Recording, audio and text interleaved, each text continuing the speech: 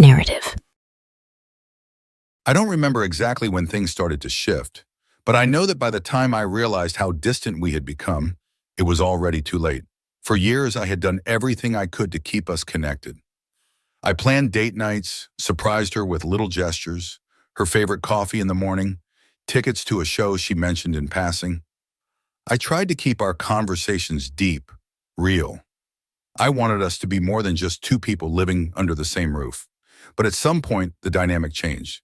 She stopped reciprocating. At first, I didn't think much of it. Everyone gets caught up in life. Work stress, personal struggles. I figured she just needed space. But as weeks turned into months, the excuses started piling up. I'm tired.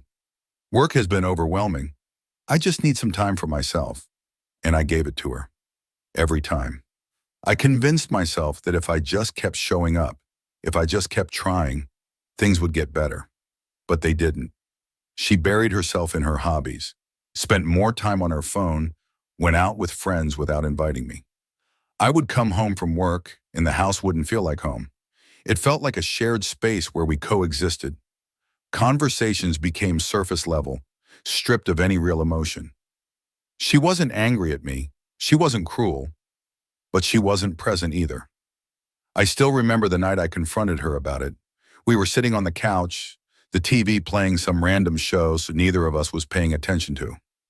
I turned to her and asked, "Do you even want to be with me?" She looked at me, eyes calm, almost indifferent. "Why would you ask that?" "Because I'm the only one trying," I said. "I plan things for us. I try to connect, and it feels like you don't care." She sighed as if my words were exhausting her. "I don't need to constantly do things to make you happy. I don't need to please you to be happy myself." I wasn't expecting that.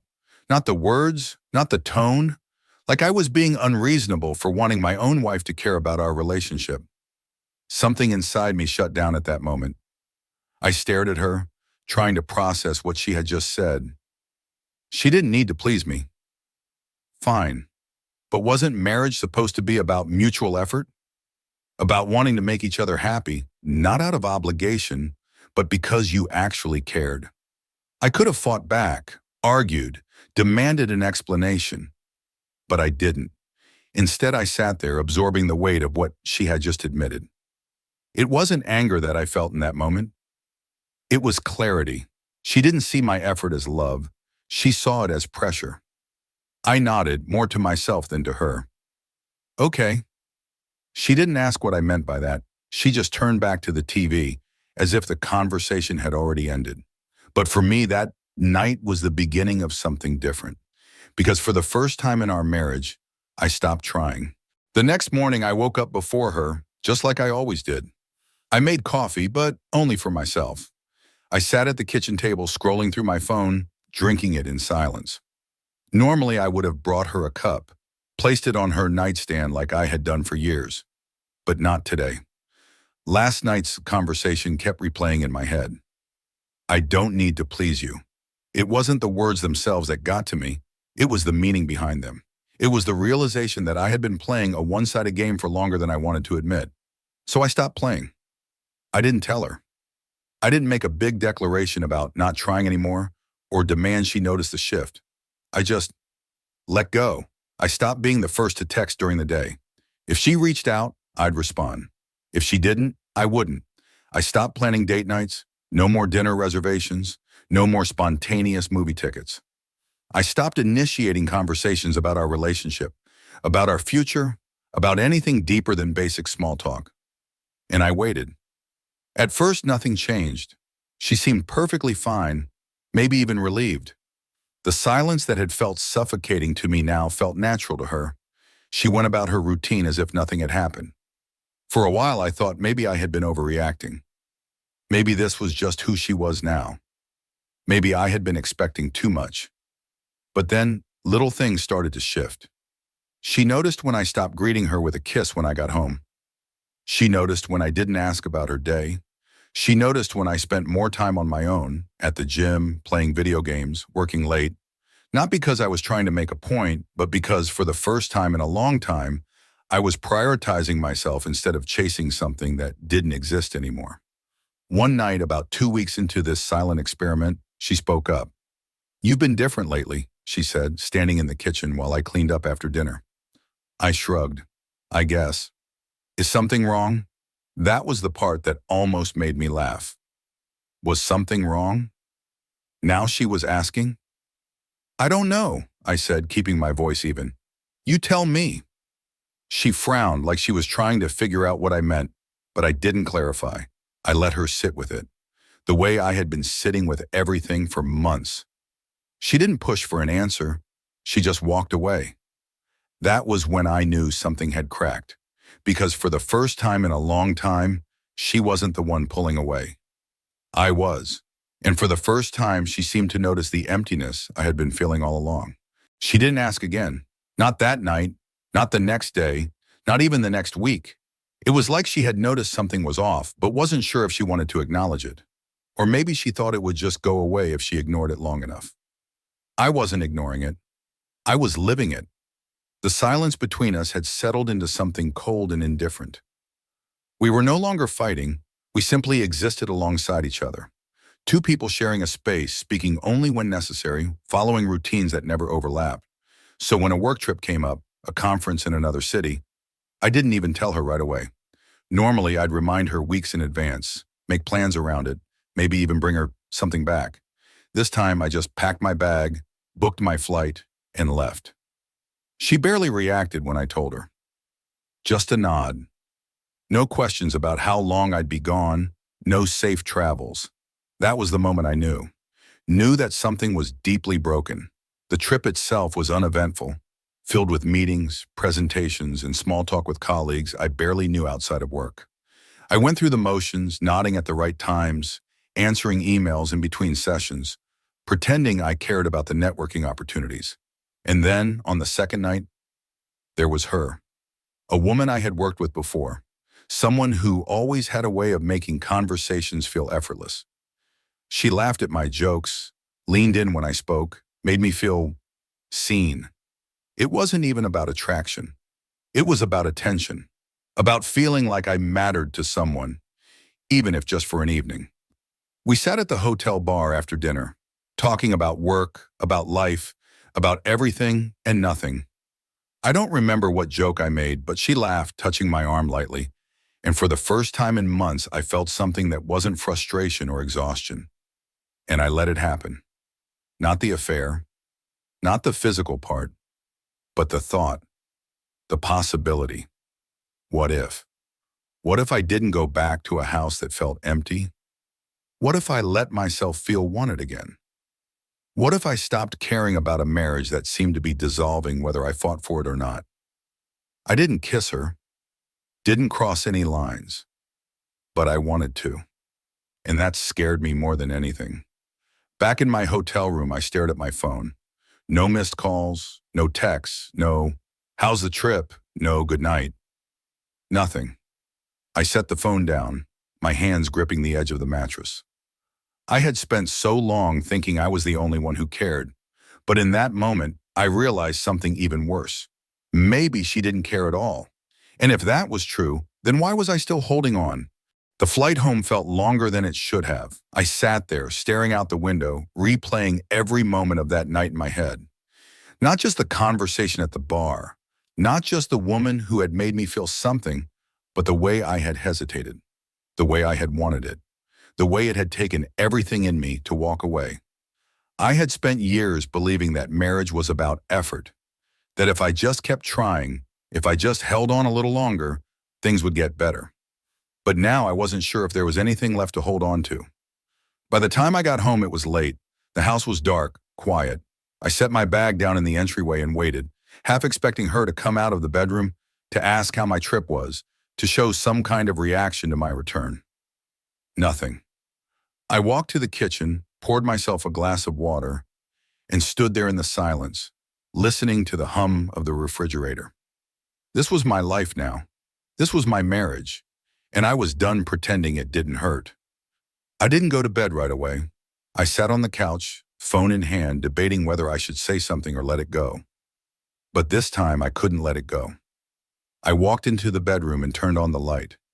She stirred, blinking against the brightness, frowning at me. "What are you doing?" she mumbled, her voice heavy with sleep. I didn't hesitate. "Do you even care that I'm back?" That woke her up. She sat up slightly, rubbing her eyes. "What? You didn't text me, didn't call, didn't even ask when I was coming home." I shook my head, laughing bitterly. "I could have stayed another week, and you wouldn't have noticed." She sighed, pulling the blanket tighter around her. "I didn't think I had to check in on you every second. That's not what this is about, and you know it." My voice was sharp, cutting through the quiet. "This isn't about a text or a phone call. This is about the fact that I feel like I don't exist to you anymore." She stared at me for a long time, and I saw it. The flicker of something behind her eyes. Guilt? Realization? I didn't know. "You're overreacting," she muttered, looking away. I let out a dry laugh. "Am I?" She didn't answer. I sat on the edge of the bed, running a hand through my hair. "I don't want to live like this," I admitted. "I don't want a marriage where we just survive next to each other." She swallowed hard, her fingers tightening around the blanket. "So what do you want?" That was the question, wasn't it? I looked at her.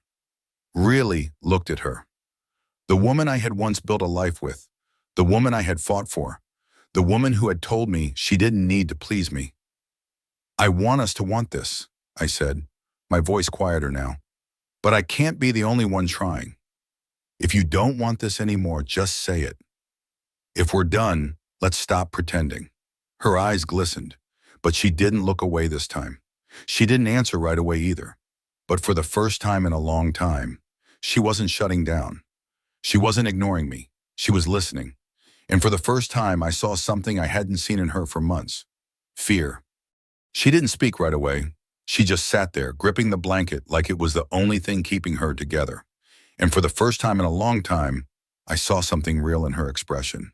Not indifference, not detachment. Fear. But fear of what? Losing me? Facing the truth? Admitting that she had been pushing me away all this time? When she finally did speak, her voice was quieter than I had ever heard it. "I don't know how to fix this." I should have been relieved that she finally acknowledged it, that she wasn't just brushing me off or pretending nothing was wrong. But all I felt was exhaustion. Because that was the thing, wasn't it? I had spent so long trying to fix us on my own. And now that she was finally ready to admit there was a problem, I wasn't sure if I had anything left to give. "I don't either," I admitted. "But we can't keep doing this. I can't keep doing this." She nodded slowly, looking down at her hands. "I know." The silence between us stretched, and for once it wasn't the usual cold, empty kind. It was heavy, weighted with everything we had been avoiding for so long. Then she finally said something that caught me off guard. "I don't know how to be what you need." I frowned, shaking my head. "What does that even mean?" She took a deep breath like she was bracing herself. "I'm not good at this, at relationships, at being vulnerable. I always felt like I was failing at it, and the more you tried, the more pressure I felt.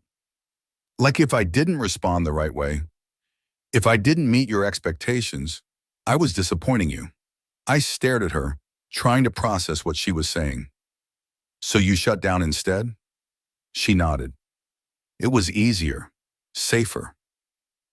Safer. The word stuck with me. She had been protecting herself from something. From me? From the idea of failing? I ran a hand over my face, exhaling slowly. "So what now?"